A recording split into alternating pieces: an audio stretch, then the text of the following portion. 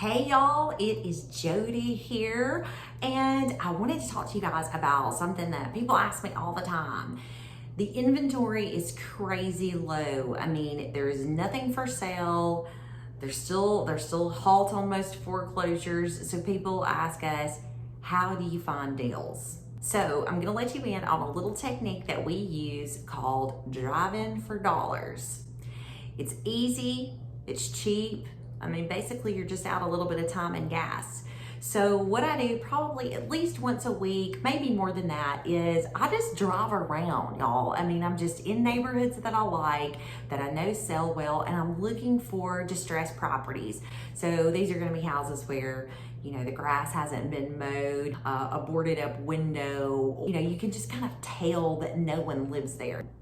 So then what I do is I just snap a picture of the house, jot down the address, and then when I get some time, I do a little bit of research to try to find the owner. And that's what I'm gonna show you guys right now. So the first thing that I do when I'm trying to find out who owns a house is I get to my office, which is where I am right now, and I type in EtowahCounty.org. Now, obviously, if the house you're trying to look up is not in Etowah County, this is not going to help you out, but almost every county is going to have some sort of website like this where you can get to the tax information, the property tax information.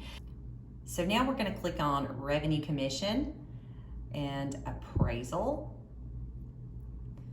We're gonna scroll down, and over here on the left-hand side, you have Property Lookup and Etowah County GIS. Now, I use both of these, but for today's example, right now, we're just gonna click on Property Lookup, and that is gonna take us over to this Delta site, and you gotta accept their terms and conditions, and then we're just going to type in the address. So we're just gonna, you know what?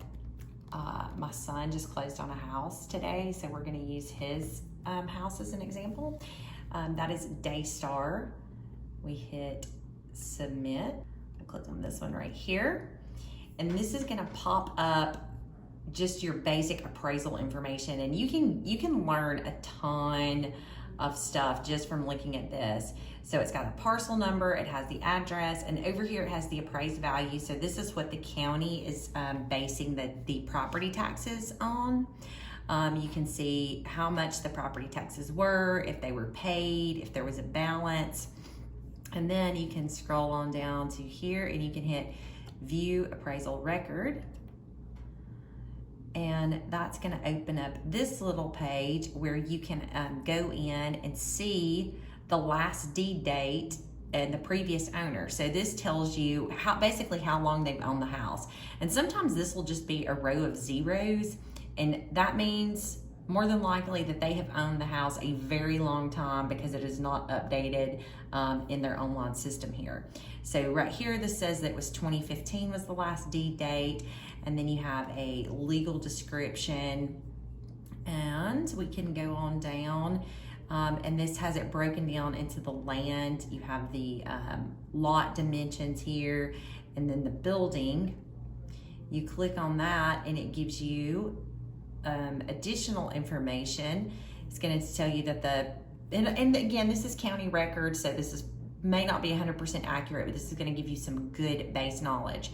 So you've got the total living square footage is on this one is 1186. Now that's going to be heated and cooled. This is not going to count garages, porches, or anything like that.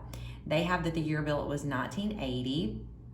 And it also gives you some information about the interior of the house. You know, it's drywall, carpet. It says unvinyl hardwood. I don't know what that means. They said the plumbing and electric's average. You've got an asphalt shingle roof, wood siding, and then you can go back one screen and click on View Map. This is also that same place a minute ago where it said the GIS map. This is gonna basically be the same tool. And this is gonna open up another window. The internet has been so slow today. There we go. Again, you have to agree to their terms, and you can click go to map, and there it is. And what's so cool about this is that you can also click on adjacent property and it will give you who owns it. You can click on more details and it will pull up, basically, if you click here, it'll pull up this information that we just looked at. And there's also ways that you can go over here and click, I like the satellite view. So you can do that. And it actually gives you a really good view of the neighborhood and kind of how the land lays, if there's lots of trees or if it's cleared. It's not going to be 100% accurate, but it's going to give you a pretty good idea of what you're dealing with. So I use this tool all the time.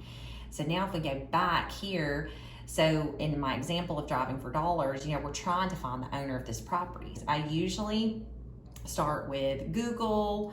Sometimes, you know, you can go straight to Facebook, but in a small town like this, you know, I typically can find people. It may take a little bit of effort, reaching out to some different people to kind of connect some dots, but I usually do that and I try to find a phone number. If I can't get a phone number, then, you know, a lot of times I'll just go to wherever they're living now and leave a note, mail a postcard, and you would be surprised. I've gotten a lot of deals using this technique.